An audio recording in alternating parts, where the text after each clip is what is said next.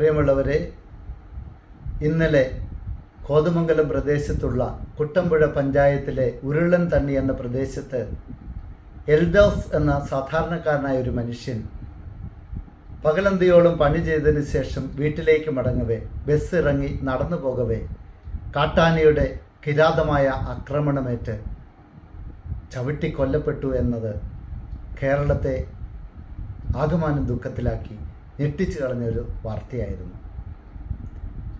കാലങ്ങളായി കത്തോലിക്ക കോൺഗ്രസ് കേരള സർക്കാരിനോടും വനം വകുപ്പിനോടും ആവർത്തിച്ച് ആവശ്യപ്പെട്ടൊരു കാര്യമാണ് ഇന്നാട്ടിലെ ജനങ്ങൾക്ക് സമാധാനത്തോടെ സ്വൈര്യത്തോടെ ജീവിക്കുവാൻ വനം വന്യവകുപ്പ് അടിയന്തര നടപടികൾ സ്വീകരിച്ച് വന്യജീവി ആക്രമണത്തിന് അറുതി വരുത്തണമെന്നുള്ളത്.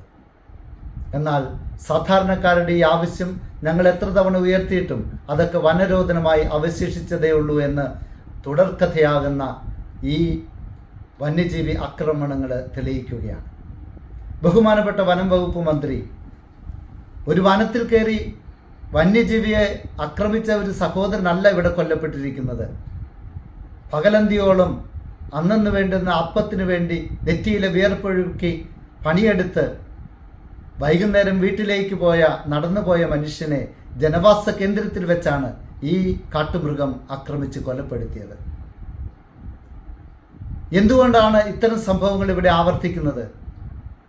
അധികാരികൾ വേണ്ടത്ര ശ്രദ്ധ പാവപ്പെട്ട സാധാരണക്കാരനായ പൗരന്മാരുടെ ജീവിതത്തിൻ്റെ സുരക്ഷിതത്വത്തിന് വേണ്ടി നൽകുന്നില്ല എന്നുള്ളത് തന്നെയാണ്.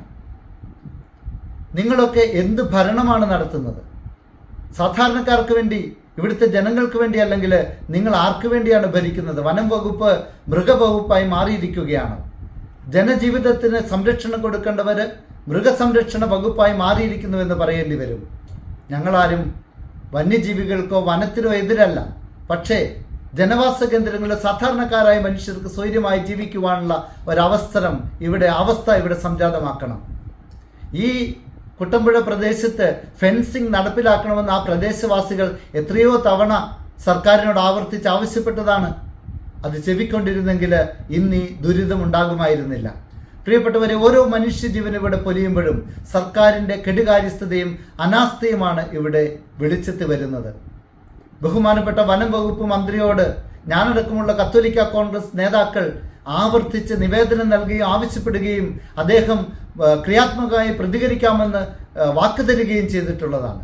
പക്ഷേ ഈ വാക്കുകളൊക്കെ നിഷ്പ്രദമായി പോയിരിക്കുന്നു എന്ന് വേണം കരുതാൻ.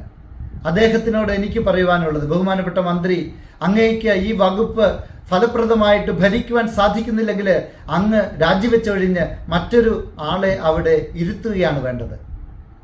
അങ്ങേക്ക് എന്തെങ്കിലും ബുദ്ധിമുട്ടുണ്ടെങ്കിൽ എന്തിനാണ് ഈ വനം വകുപ്പ് മന്ത്രിയായിട്ട് തുടരുന്നത്?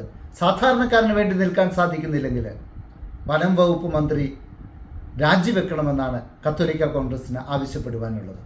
ഇനിയും ഇത്തരത്തിലുള്ള ധാർഷ്ട്യപരമായ നിലപാടുകൾ തുടർന്ന് ജനജീവിതത്തെ പന്താടുവാനാണ് ലക്ഷ്യം വെക്കുന്നതെങ്കിൽ കേരളം ഒട്ടാകെ വലിയ പ്രക്ഷോഭത്തിന് നിങ്ങൾ സാക്ഷികളാകേണ്ടി വരും.